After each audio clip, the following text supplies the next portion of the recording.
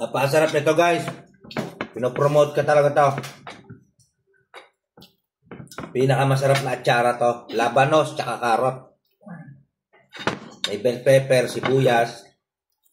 Nakababad siya sa sweet and sour na timpla. Paminta. Perfect siya sa prito, mga isda, pritong manok. Lahat ng klase ng prito, perfect yan. Oh, kahit sa baboy, ayan oh. Sarap.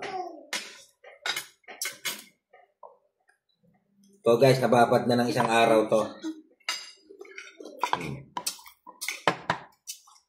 Lagay ko sa rep.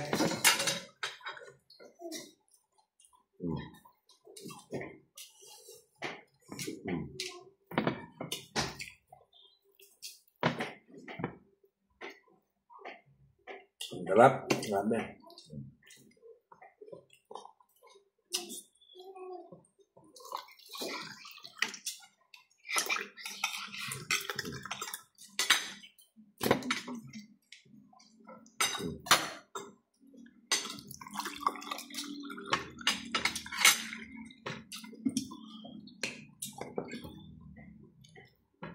Century lang tayo ngayon. Hindi tayo nakapagluto. May mga inasikaso ko.